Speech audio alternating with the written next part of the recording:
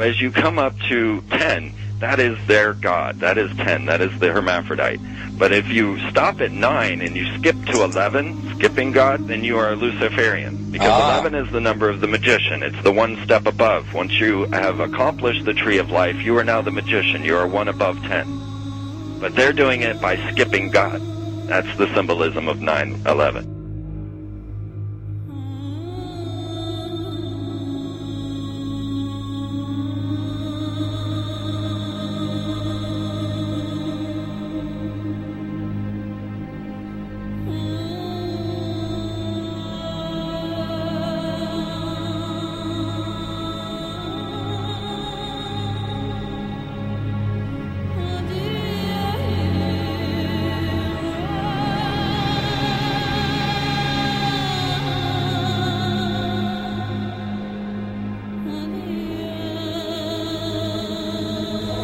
It is a big idea, a new world order.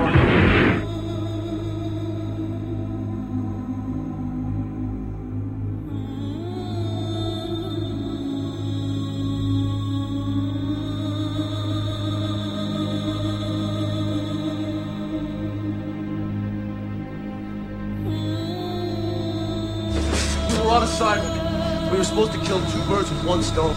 In Fight Club, Project Mayhem destroys a giant bronze spherical sculpture. This seems an obvious reference to the sphere at the World Trade Center complex. Trust me, everything's gonna be fine. In a pivotal scene reminiscent of 9/11, we see the destruction of skyscrapers and the change of a skyline. Second anniversary of the 9/11 attack on the World Trade Center, George Bush asked for an $87 billion increase in military spending.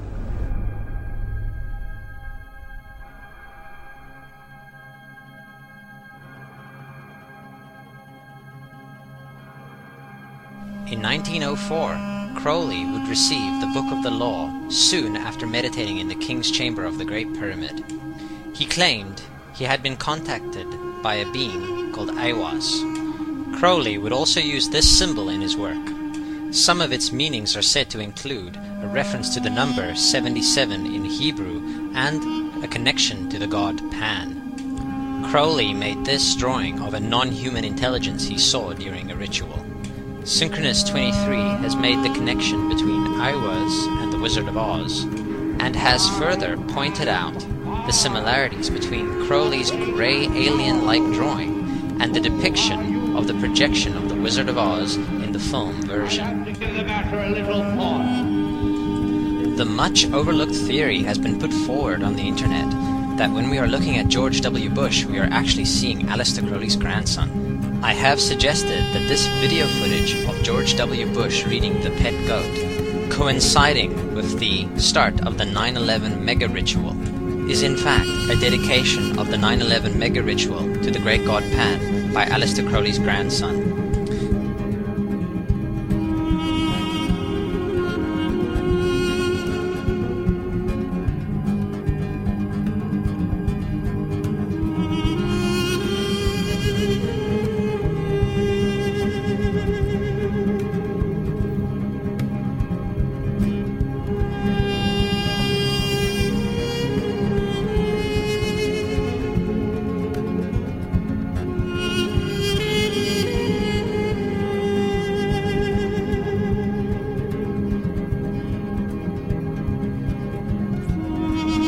Things get a little weird.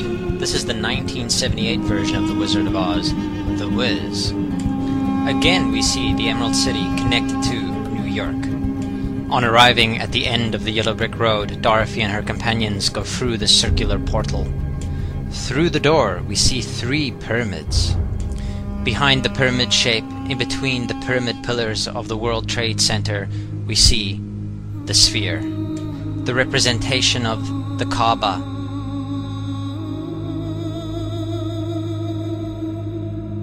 The inhabitants of Oz dance around the sphere in ritualistic fashion. Fashioned in giant letters over the dome of the sphere, we see the word Oz. Oz, symbols of Pan and Aiwass, seen smack at the heart where the new Aeon was ushered in. and where the Stargate was opened.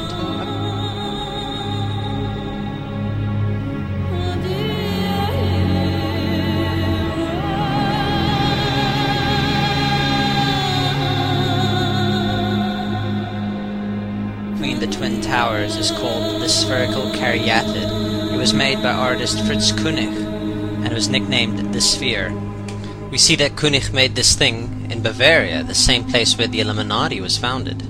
The most interesting fact about the placement of the Sphere at the World Trade Center Plaza has to be that architect and designer of the World Trade Center, Minoru Yamasaki, intended the plaza itself to be a representation of the Grand Mosque of Mecca, the Sphere in particular taking the place of the Kaaba.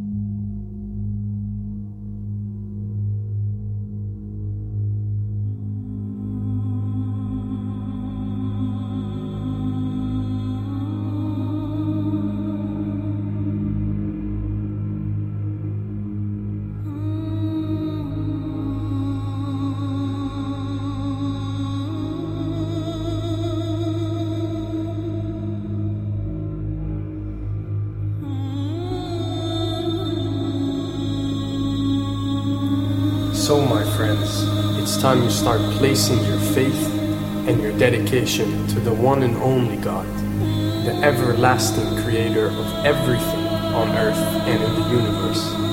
He is greater than anything our minds can comprehend. Do you know how many times Muslims are required to circle the Kaaba when they visit it? 7 times, each counterclockwise.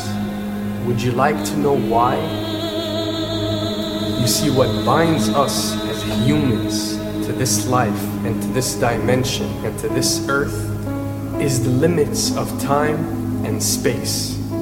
We are bound to this dimension and this reality through time and space.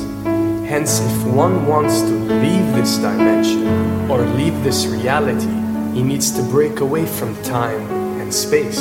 So when you visit the Kaaba and you rotate counterclockwise, what is this practice actually doing? It is literally helping you elevate your soul and elevating yourself to break away from time and space so you can touch something so unique and so beautiful and so powerful that it changes your life forever.